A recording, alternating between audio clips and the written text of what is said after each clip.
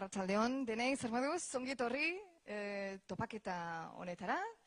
Lehenik eta behin ikusi nahi dugu bideo bat, eta gero emanen diogu hasiera topaketa honi edo solasaldi, gero esan nahi dizuet zer izanen dugun hemen gaur.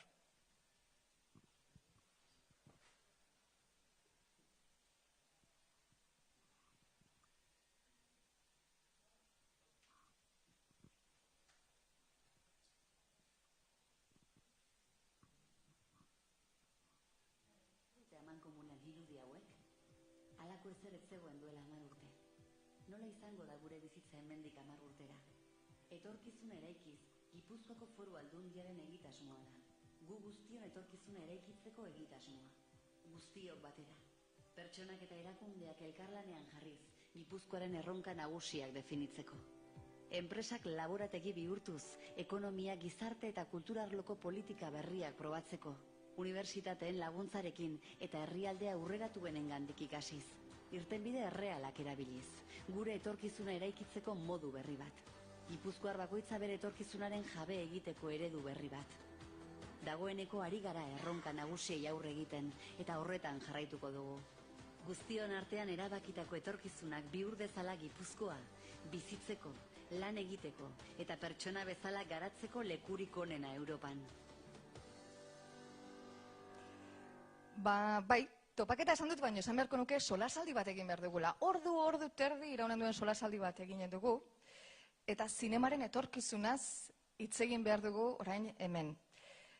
Beraz, ongietorri solasaldira eta ongietorri espazio berri honetara, ze iguala, akaso berria delako baten batzuek etzen uten ezagutzen, hau etorkizuna eraikiz gunea da, gune berritzailea da, espazio berri bat da, hausnarketarako zabaldutako espazio bada, zeinetan ekitaldiak antolatzen diren, informazioa jasotzen den, beti irekita dago, sartu atera egiten da jendea, eta hausnarketarako, esperimentaziorako eta pentsatzeko leku berritzaile bada, espazio berritzaile bada.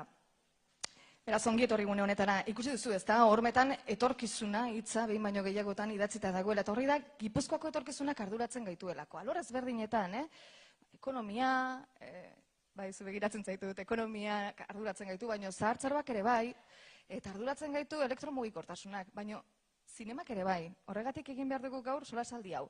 Eta solasaldi hau alik eta irekien izan dadin, ongilegoke, sare sozialetan ere, zinema etorkizunean hashtaga edo traola erabilita, konpartitzea hemen gertatu behar dena, ze zerbait pasa behar da, hausnartu egin behar dugu denon artean zinemaren etorkizunaz. Ongilegoke beraz, Twitter, Facebook, Instagramen, esan bezala, zinema etorkizunean traola jarrita, zuen ideiak edo hemen gertatzen direnak konpartitzea argazkiak igo, edo ideiak bota galderak egin nahi duzen bezala. Ikusi duzu ezta, zein ditugun hemen, A3 ekarri ditugunez, Jose Luis Rebordinos, Itziar Ituño, eta Aitor Arregi, arratsaldeon, ongi etorri hiruroi.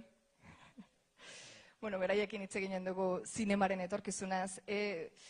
Como veis, nos hemos juntado aquí, nos hemos reunido gente de todas las edades, diría yo. Veo gente joven, no tan joven, más adultos, pero de alguna manera todos y todas, somos testigos, estamos siendo testigos de la evolución que se está viviendo en el sector audiovisual y en el cine en concreto, ¿no? Y diría más, diría que quizás en el mundo del séptimo arte, el Festival de Cine ha sido uno de los que más ha evolucionado y mejor se ha adaptado. Fe de ello puede dar José Luis Rebordinos, arratsaldeon. Septiembre es un mes súper bonito en Guipúzcoa, sobre todo en Donosti, porque es el mes del cine, se celebra el Festi. Como bien sabe José Luis, 66 años que va a cumplir este año el Cinemaldi, con lo cual, es un Cinemaldi con mucho pasado y con mucho futuro, ¿no? Sí, José Luis. Estos días que la verdad es que estamos todo el día haciendo entrevistas todo el rato, y uno de los temas recurrentes es el futuro del cine, ¿no? Sobre todo ahora por todo el debate con las plataformas de VOD, con los nuevos sistemas de visionado que tenemos hoy en día, los nuevos dispositivos electrónicos. Es verdad que el festival tiene mucho pasado y eso le da una estabilidad. Yo creo que es lo bueno, venga quien venga a dirigir el festival, como me tocó a mí hace 7 años, hay una estructura sólida que funciona, pero es verdad que yo llevo 22 años en el festival, 15 en el comité de dirección y 7 como director, pero es verdad que cada vez hay más cambios que pasan más rápidamente. Es decir, yo creo que siempre ha habido grandes cambios. Lo que pasa es que ahora se producen mucho más rápidamente. Entonces, aunque seas un festival que tengas muchos años detrás, cada año tienes que estar planteándote dónde estás y qué tienes que hacer para seguir sobreviviendo, ¿no? Y si queréis luego nos centramos en temas concretos, pero bueno, para empezar... Solo para empezar, habéis cambiado de imagen. Sí es verdad que nosotros en el equipo de dirección estamos todo el rato, cada año, pensando cómo es el año que viene. Hoy mismo, aquí está una de las subdirectoras, Mayalen, hoy mismo estamos hablando con Europa Creativa de Europa y les estamos haciendo un informe sobre todo el tema de mentoring, de formación, lo que supone la Escuela de Cine de Tabacalera, lo que supone Ikusmira Berriak, etcétera, porque es una línea que les interesa mucho, cosa que hace 10 años no les interesaba para nada en un festival, ¿no? Sin embargo, estamos cambiando y en cada momento te tienes que ir adaptando a la realidad de cada momento. Bueno, y habéis adaptado hasta la imagen, ¿no? Porque este año sí que ha habido Sí. un cambio potente de imagen, empezando del logo que se ha modernizado hasta las siglas, que bueno, ha habido un pequeño revuelo con eso. Bueno, nos gustan los revuelos, hay que decirlo, a todos nos gustan. Y bueno, es verdad que tuvo un pequeño revuelo, pero no sé con qué te quedas, Cinemaldi o San Sebastián International Film Festival. Yo aprovecho para aclarar que el nombre del festival no ha cambiado ni nunca lo hemos cambiado, es decir, como algunos han dicho, ¿no? Y sobre todo algún grupo político. Sí. El festival se sigue llamando Donostia Cinemaldía Festival de San Sebastián. El nombre del festival es ese, no es ni Festival de San Sebastián ni Donostia Cinemaldía, es Donostia Cinemaldía Festival de San Sebastián. Sigue siendo el mismo. Lo que hemos hecho es crear una imagen que tiene una nueva concha mucho más abstracta, con las siglas en inglés, San Sebastián International Film Festival, sobre todo para moverlo internacionalmente. Si veis, el festival sigue apareciendo, Donostia Cinemaldía, Festival de San Sebastián. Luego, contar otra cosa, la imagen es una imagen, crear una imagen de una empresa se tarda años. Nosotros hemos hecho una propuesta que obviamente no es perfecta, aunque nos encanta, y que está en transformación, es decir, que estamos dispuestos a oír todas las opiniones. Es decir, cuando hay gente que le preocupa que con esa imagen pueda desaparecer Donostia Cinemaldía, tomamos nota, porque nosotros no queremos que desaparezca. Entonces, que estamos dispuestos a escuchar, es una imagen viva que va cambiando, ¿no? Y luego aclaro también otra cosa que he leído últimamente en las redes, que hay gente que dice, está mal, es Donostiako Cinemaldía, hay que declinarlo. Bueno, esto es anterior a mi época, se habló con Euskaltzaindia y Euskaltzaindia lo autorizó, es decir, que mis predecesores no lo hicieron porque se les cruzó el cable, hablaron con la máxima autoridad en el tema del euskera y les pareció bien, tenía sentido en lo que eran unas siglas de festival. El cambio de imagen no tiene nada que ver tanto con que estemos cambiando continuamente como simplemente que buscábamos una imagen más acorde a los tiempos, pero sobre todo que tuviera mayor visibilidad.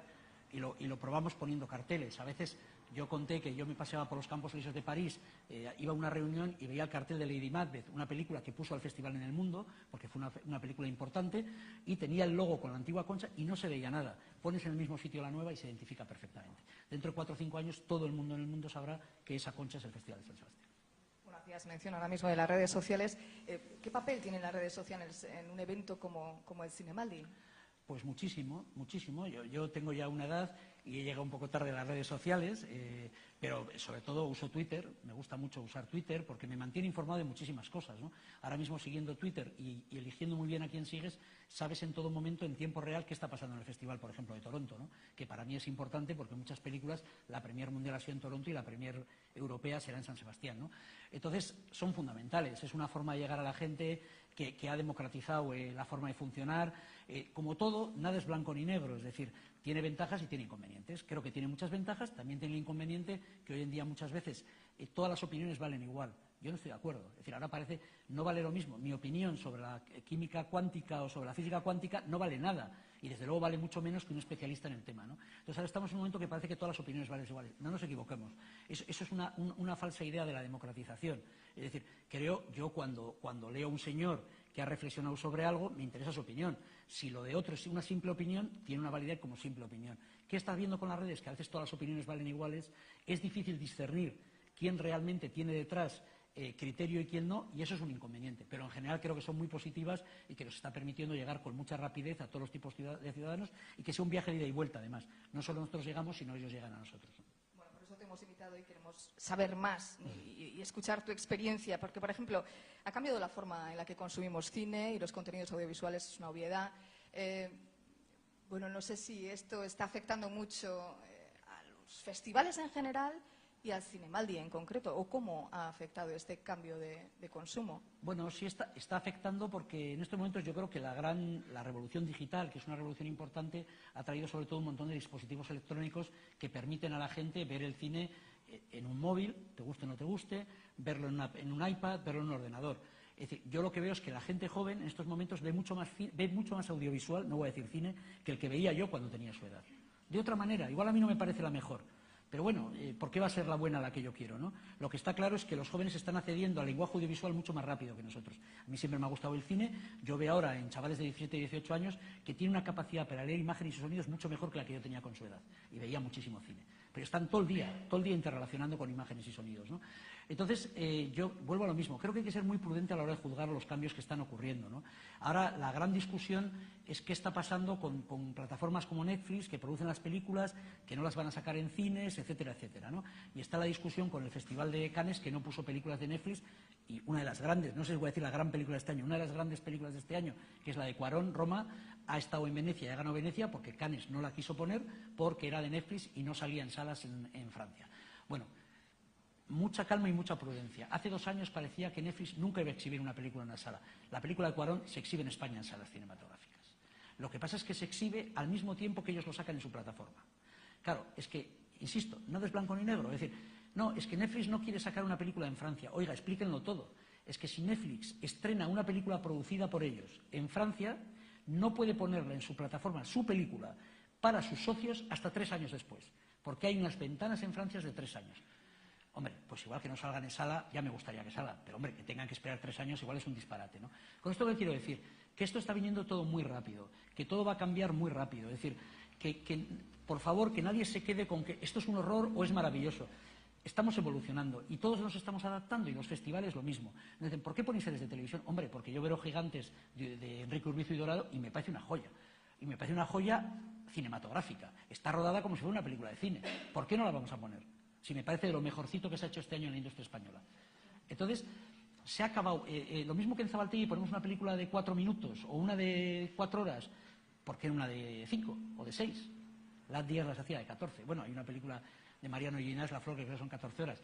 Hay que estar abiertos a los cambios. Hoy se graba de maneras muy diferentes. Hay propuestas muy diferentes. Bueno, creo que a los festivales les iremos dando cabida de una forma o de otra, ¿no? Y hay que estar abiertos y nos tenemos que ir adaptando. Y probablemente lo que valga para hoy no valga para mañana.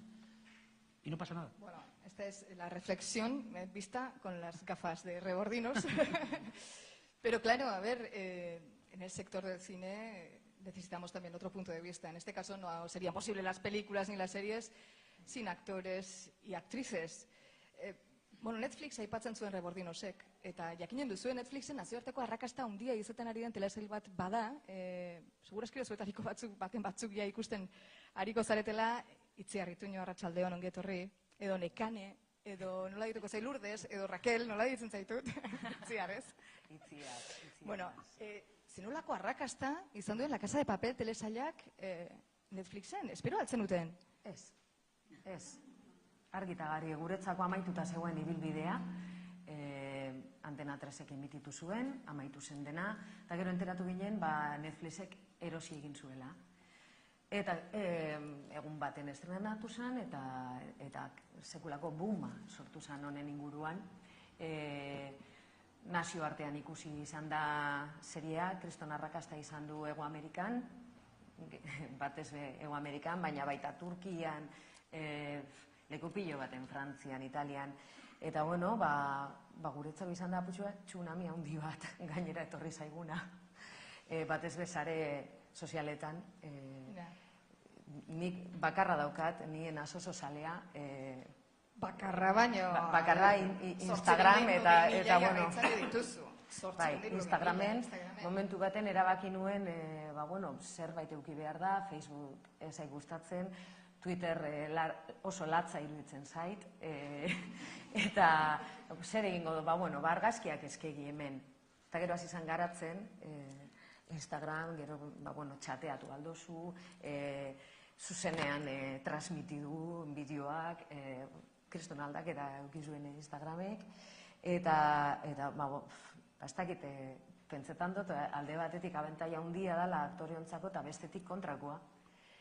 Ze orain ekoiztetxetik fijatzen dira horretan, zenbat jarraitzaile dituzun, kontratatzeko ala ez, hori askotan gertatu da eta gertatzen da, oso larri iruditzen zait niri, hori ipintea, ez dakit, norberaren audientzia edo sarean olako Instagramen moduko arloetan, eta hori izatea baldintza aktore bat kontratatzeko. Aktore asko kexatu izan dira horren kontura, baina ezin da ezer egin. Eta ekoiztetxe askok neurgailu moduan erabiltzen dute hori. Eta hori, aputxua kontra, neiteko gure kontra bai egiten dugu. Alde batetik publizitate handia emon, eta bestetik zerbait kendu. Horrein oso komentatzen zuen, ez? Bai, alde biak, bai. Hala ere, sare sozialek ez dute hori bakarrik aldatu izan, zuek, orain aktorek publikoarekin duzuen harremana oso zuzena da. Lar zuzena batzutan. Lar zuzena. Karo, nire moduko nik naz basauritarra. Naz auzo batekoa. Eta, karo, jendeak gauza bat galdetzen didanean ohitura daukat erantzuteko. Eta gero konturatzen zara, erantzun ezkero, kristo guztik etortzen zaizula gainera, eta ez da egite, enkajatu behar dozu hori zure bizitzan, ezta? Eta oso gauza rarua da tortea, jendea, adibidez gabiz antzerkia egiten Bilbon, orain Josu Ipitxitxi antzerlan baten gabiltza, eta etorri da jendea fanak, La Casa Papelen fanak. Hori ikusten, Brasildik, Argentinatik, Frantziatik, Portugaletik, Andaluziatik, Madrildik, fanak direlako. Ez da, aputxua soromena da. Eta hori... Es como con Ryan Gosling, es parecido, que viene en autobús en este... Baina, karo, Bilbora gatoz, eta zertezu behi ama. Agur bat, ez da, soromena be ikusten donik, ni, takit, berrogeta lau urte ditut, eta beste esperientzia batzuk izan ditut. Hau guztia berria da niretzako.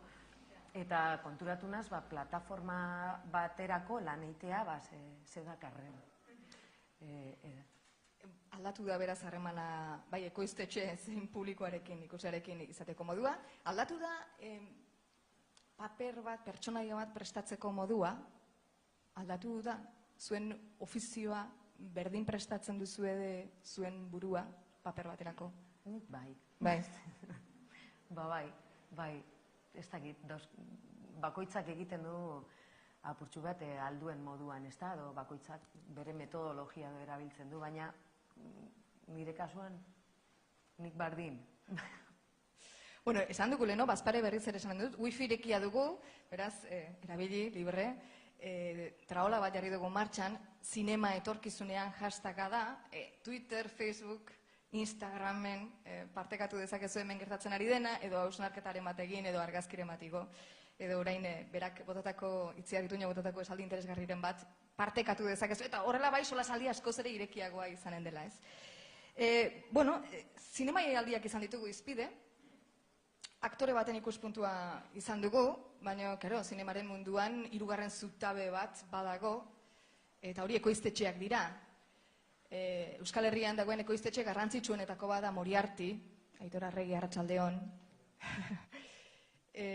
Zuek elkartu zineten, utzi dazu, konfidantza pixka batekin esaten Trio Calavera, elkartu zineten 2000 urtean, Garaño, Goenaga, Arregi, Kinteto zineten, egia da.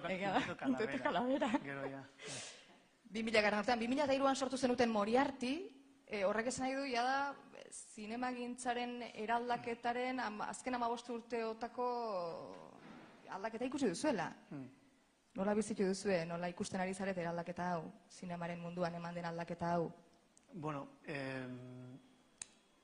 nik bereziki barruan zaudenez ez duzu, bai ikusten duzu aldaketa asko, baina beste alde igual ez zara guztiz konstiente, eselako aldaketa gontzan hemen dikona, igual aldaketa nabarmenena alde batetik izan da digitalizazioarena, ez da gu hasi ginean film luzeak egiten, laburrak egiten hasi ginean partekatzen genuen alde batetik bideo digitalien indako laburrak eta bestalde baita zeluloidean, hori ikarrealizko aldaketa izan da zeluloidetik digitalea pasatzean, netzat onerako, bere arazoekin, Jose Luis esaten du moduan, ez da txuria edo baltza, gauza hobeak eta txarragoa daude. Zinearen testura hori indartsua da, baina bestalde lan egiteko eran eta nolabait edo zuk zure narratiba bilatzeko eran edo digitalizazioen nire ustez asko lagundu du. Eta gero baita, usteot, batez ere, azkenengo 2 urte hauetan edo bizi dugun iraultza hori izan dela netzako batez ere gauzarik desberdinena edo, ezta? Plataforma, bideo on demanen plataforma honek, nik nabaritzen dut alde batetik, ate asko ireki diala lehen itxita zeudenak edo lehen ez zeudenak. Osea, guke askotan saiatu gara, adibidez, zineari buruzari gara, baina fikziora zabaltzen badugu, telesail fikziozko telesailek askotan gure hasierako urtetan saiatu ginen telebista desberdinetan sartzen, saltzen, ez genuen lortzen. Gaur da eguna, gure pixkat, ibilbidean ondorioz igual pixkat egoera aldatu zaigu, baina gaur da eguna, sentitzen duguna, joango bagina telebista kate batera, sail batekin, telesail batekin, ez bakarrik pelikula batekin, ate horreik, ate berriek irekit jango ziala. Eta aiga esaten Netflix, aiga esaten Movistar, aiga esaten Amazon, bere momentu entorreko da Apple, nahi esan, guko haindik ez dakigu, zertan dago, baina bai nabaritzen duzu giroan, nolabait edo aukerak ireki egin diala, eta netzako azkenen urtetako ekoizpen kontuetaz ari gainien, azken urtetako aldaketa nagusiena hori izango nuke izan dela. Pentsatzen ari nintzen, que los efectos digitales han sido indispensables a la hora de rodar Andía, para recrear escenas, para hacer el propio Andía. De hecho, uno de los 10 Goya se lo llevaron los efectos especiales, los efectos digitales, ¿no? Vamos a decir. Por lo tanto, ¿hasta qué punto está afectando no solo la digitalización, sino las nuevas tecnologías al cine, a la producción cinematográfica? Eso sí te afecta, lo que sí afecta mucho, pero a la vez yo siento que es secundario, es importante, pero, o sea, vamos a llamarlo así llanamente, el cacharreo, ¿no? Esto de controlar, no, es que, o sea, mucha gente te dice, no, joder, esto tal, esta cámara, si utilizas de esta manera, tal, no sé qué logras tal, sí, pero el cacharreo está bien y es muy importante, pero lo importante para mí es tener un punto de vista. Y eso es muchas veces lo que se nos olvida. O sea, muchas veces no es una cuestión de hacer una transición de aquí a aquí o empezar la película como si fuera Breaking Bad. No, necesita un desarrollo y necesita sobre todo algo que contar y algo que tengas que contar durante 1h30, 2 horas, lo que sea. Quiere decir que, y eso te mantiene un punto de vista, unas ganas de cuestionar cosas, de contar algo que quizás alguien o lo ha contado de otra manera o no lo ha contado, buscar, digamos, explorar en ese camino, no tanto, e insisto, para mí la tecnología, digamos, todos los cambios que han venido y tal son buenos, pero sin olvidar, digamos, que Fincher es grande no por a mi modo de ver, no por la tecnología puntera que utiliza, sino por el punto de vista que tiene y la insistencia de ser perfeccionista que tiene, para mí. Zinemaren etorkizuna hausnartzeko bildu gara, eta karo, Euskal Zinemagintzan aurrera pauso handiak eman dira, aldaketa handiak eman dira, azken urteotan, denbora gutxin esan nuke asko aldatu dela, panorama onerako, noski, nolako uste duzuzuk izanen dela euskarazko zinearen etorkizuna kasu honetan? Zaiet ezaite antzutia, Nik bai usteot bizi dugula fikzioaren garaion bat. Bai usteot jendiak fikzio asko ikusten duela, plataforma desberdinetan, era desberdinetan, film luzeak, seriak, fikzioa. Jente askok horrezko distentzia askorik egiten zudu fikzioa. Eta bai usteot baita, nolabait, jentia konturatu dela, herriak eta konturatu dira, nolabait, zinema oso medio boteretsua dela. Netzat oso medio boteretsua da. Azkenian, jende multzo batek, zine areto batean usten dizu, atea irikitzeizu bere burmuinean nola bizartzeko. Hori netzako oso boteretsua da. Hor, transmititu ditzazkezu ideiak, galderak, kuestionatu gauzak, eta bar, ez? Eta hori, herrialde desberdinak dituzte, oso modelo desberdinak, ezin gaitezke konparatu modelo potentenekin, baina badaude modelo batzuk eta seguramente jarraitu ditzazkezunak, ezta? Edo urrutetik espada, ezta? etortzea burura Danimarkako modeloa adibidez. 5 milioi biztanleko herrialde bat, oso punteroa ikusentzunezkotan nire ustez, egiten duten zineman eta segidietan eta bar, ez? Ezin gara hasi konparatzen Frantziakin, noski. Frantzia netzako, nire ikuspuntutik, gauza bat, itaka, ez da, utopia bat, baina aldi berien kriston inbidia ematen dit nola tratatzen duten zinema eta nola ikusten duten ze erraminta garrantzitsua, ez da? Eta horregatik bereziki sartzen dute, eta hori sartuko inak sartzen dute, inbertitzen den beste diru, jakinik, ez dala bakarrik sartzen den dirua bueltan eta lanpostua, baizik eta nola promozionatzen duten baita behin zinema, ez da? Promozionatzea ez da gauza onak esatia zinemai buruz, baizik eta zure herrialdeatik buruz ne ustez. Ez da un vídeo promocional de Francia, da esatia, coño, estamos aquí. Hementxe gaude, guk hau egiten dugu, eta, cuidao, beste hoiko egiten dute, baina guk hemen egiten dugu. Eta zentzu horretan etzako zinema da daun mediorik potentenetakoa, ez? Osea, korrea transmisio bat ideiena, ez? Eta hor nun sartzen da euskal zinema, jale horretan, ez?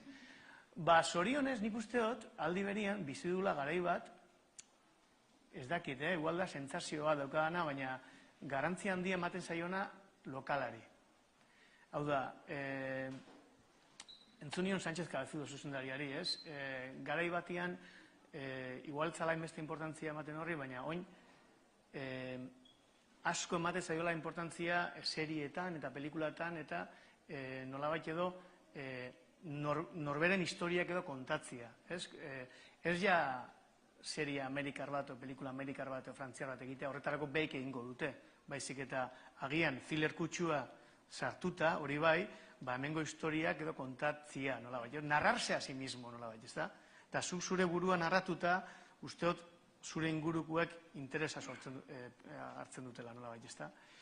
Eta zentzu horretan onerako edo txarrerako, onerako, nire ustez, baina lehenengo pausu egin dugu, euskal zinema berpiztu da, nolabait, nire ustez, zinemaldian, hogei pelikula aurkezten dira, aurten kriston usta dago, oso desberdina, lehenengo pausu egin da, eta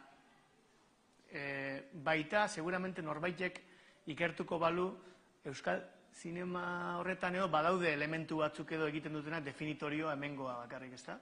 Orduan, nik uste dut hor barruan, egin behar dana da hori auspotu. Nola? Seguramente politika integral batekin, ez? Baina, bentzet ez utzi hiltzen, ja hasi garela martxan, ez utzi hiltzen, saiatu baita jendeari era heldu batian tratatzen, drama adulto, ez da? Esatezu, guazen, baita ekarpen hori egitea ez bakarrik esatea, baito. Ez esan dezakegu, itzekin dezakegu ni buruz, jentia serio hartu ikuslegoa. Eta, bueno, ez dakit, hori da nik jasotzen dudana baita beste herrialde batzutatik, eta sentsazio daukat hor adibidez auki dezakegula toki bat. Esan duzu, hiltzen ez utzi, ez, segitu, ja, hau sortu da, gertatzen ari da, heldu didezaio egun, eta igual, etorri zait burura, etorkizuna eraikiz egitasmoan, bideo izeneko laborategi bat sortu dute, eta bakaleran hasiko da martxan, jarriko da martxan, eta da, euskarazko ikusentzunezko produkzioa sustatzeko laborategi bat. Karo, sortu egin behar dira, euskarazko ikusentzunezkoak ez daude hainbeste, eta gaur egun dena kontsumitzen dugun guztia ikusentzunezko sostein horretan dago, orduan, edo sortzen dugu, edo egiten dugu zerbait, eta kasu honetan bideo tabakaleran irekiko da. Iruditzen zaizu, gure lurraldearen etorkizunean beharrezkoak direla, hirurogei galdetzen dizuet, horrelako egitasmoak bideo bezalako laborategiak edota zineskola, Eleno Mugiro jauna hemendik ikusi dut, uste dut hemen badela, handako Carlos Mugiro, zineskolak bezalakoak beharrezkoak dira hasita dagoen martxa honi eusteko? Sí, bueno, vamos a ver. Yo creo que cosas como el laboratorio que se plantea o como la escuela son fundamentales. Es decir, yo el laboratorio lo conozco menos, la escuela la conozco bien porque somos parte de ella y creo que va a ser parte del futuro del cine de este país. Pero no solo eso, tabacalera, es decir...